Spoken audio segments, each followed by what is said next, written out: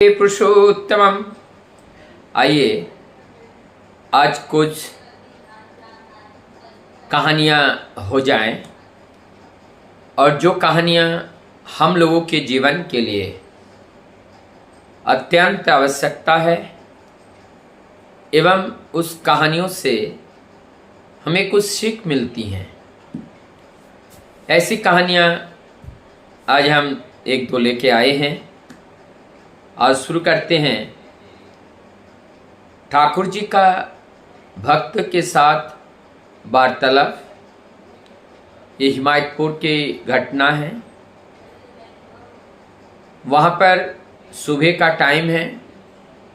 सभी भक्त लोग अपने अपने घर से ठाकुर दर्शन प्रणाम प्रेयर के बाद कर रहे हैं। इसी बीच में ठाकुर जी के प्रणाम करके एक भक्त बैठे और वो पंचानंद दादा के पास में बैठे। कुछ बात को लेकर वार्तालाप चली और वो दादा ने पंचानंद दादा से बोल पड़े, पंचानंदा, मैंने दशानंद को हरा दिया और आप तो पंचानन हैं, आप क्या बातें करेंगे। और ये कह करके वो प्रणाम करके वहां से चले गए। पंचानंदा मन मन में थोड़ा सा लगा कि इनका जवाब नहीं दे पाए। अब उनको ढूंढने लगे। उन्होंने ऐसी बात कह के चले गए। ढूंढने लगे। ढूंढते ढूंढते आज नहीं काल नहीं एक दो दिन में वो मिल गए।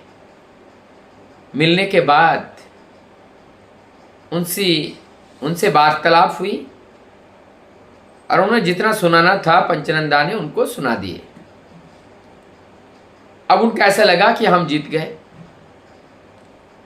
और यही बातें आकर के उन्होंने ठाकुर जी को सुनाने लगे।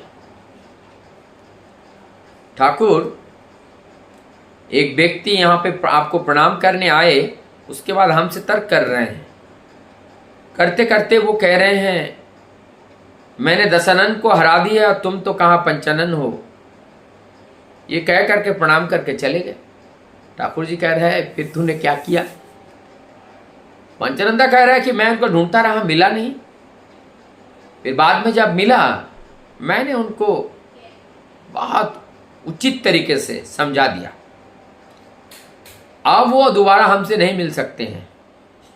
ठाकुर जी ने पंचानंदा को कहा, पंचानंदा अब जरा डिक्शनरी उठा के लाइए तो ये उचित का अर्थ क्या है जरा देखिए तो।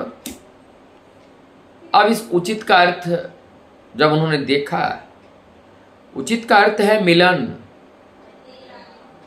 अब ठाकुर जी कह रहे हैं आपने उचित करके उनको जवाब दिया और आप कह रहे हो कि आपके पास कभी वो आने का हिम्मत नहीं करेगा, तो आपका कैसा उचित हुआ। उचित का अर्थ ही तो है मिलन। अब पंचानंदा हक्का रह गए। ठाकुर जी ने उनको निर्देश दिया, जाओ जिनसे आपने वार्तालाप की थी उनके पास जाकर के ऐसा आचरण करो कि ताकि वो आपसे मुलाकात करे। पंचानंदा जाते हैं, जाकर के उनसे मिलते हैं और मिलने के बाद अपनी गलतियां स्वीकार करते हैं। क्षमा प्रार्थी वहाँ पे होते हैं और उसके बाद दोनों में इतना प्रेम हो जाता है, इतना मिलन उनके अंदर देखने को मिलता है। जीवन में कभी उन दोनों के बीच दोबारा कभी इस तरह का घटना घटित नहीं हुआ। ये थे हमारे परम दयाल।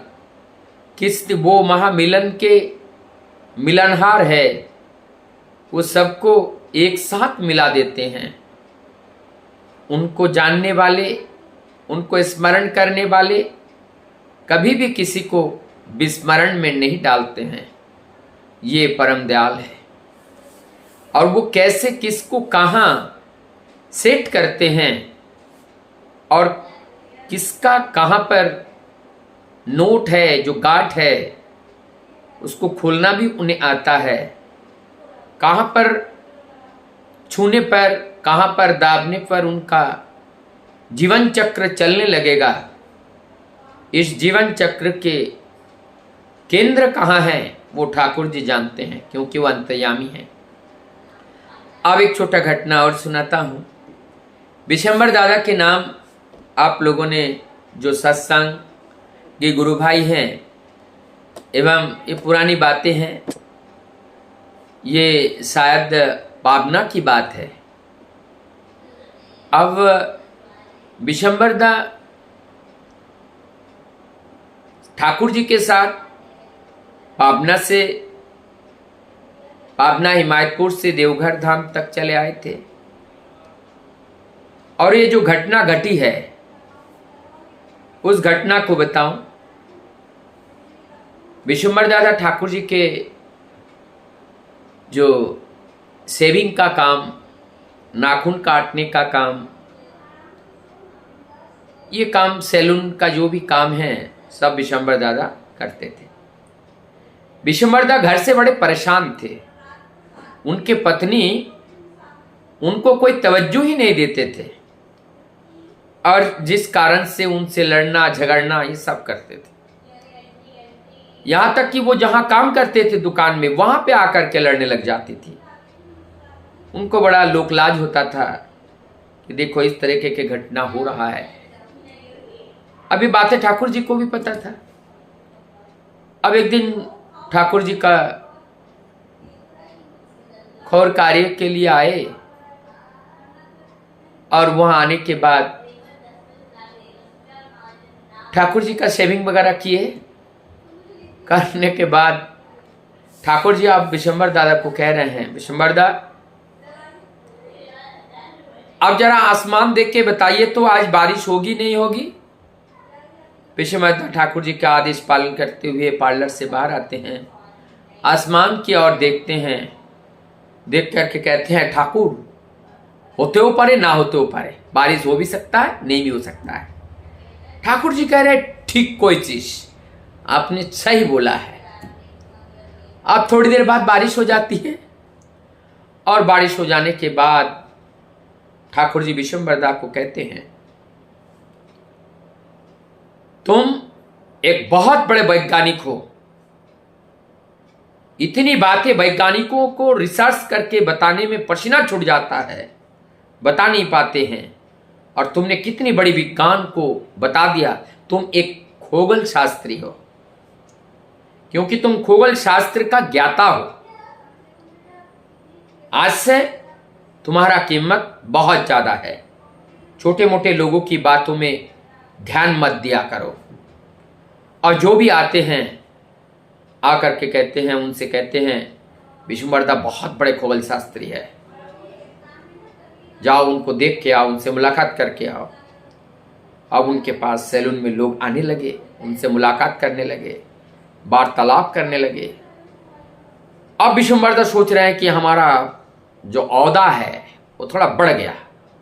अब विशंबर दादा अपने आप में बड़े खुश है।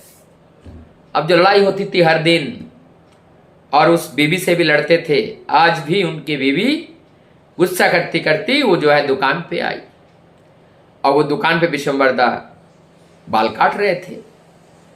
अब आके उन्होंने अपना मन में बोलने लगे। अब विशंबर दादा कोई उत्तर नहीं, बोल रहा है विशंबर दादा कोई उत्तर नहीं। बोल के लास्ट में वो थक के जब कोई उत्तर ही नहीं दिया तो झगड़ा ही नहीं हुआ, तो वो बोल के वहां से चले गए। आप विशंबर दादा घर पे गए। आप विशंबर दादा को कह रहे हैं आज मैंने इतना झगड़ा किया लेकिन कोई उत्तर नहीं पाया, इसका माने क्या है। विशंबर दादा आप कह रहे हैं ठाकुर जी ने बोले हैं कि तुम बहुत बड़े वैज्ञानिक हो, छोटे मोटे लोगों से तुम ऐसा बातचीत, फालतू में बातचीत मत किया करो। अब हमें कितने लोग हमसे मिलने आते हैं, अब हम तुम्हारी इस बात पे हम ध्यान देने का हमारे पास टाइम है ही नहीं। तुम जो भी बोलो हमें उसे ध्यान देने का टाइम नहीं। अब जब उनसे बोला नहीं तो झगड़ा हुआ नहीं, तो दोनों से प्रेम बढ़ गई। अब विशंबर दादा को कितने ऊंचे पोस्ट में पहुंचा दिए और उस पहुंचाने के मूल में था उनके पति पत्नी के बीच में जो लड़ाई था वो खत्म नहीं हो रहा था।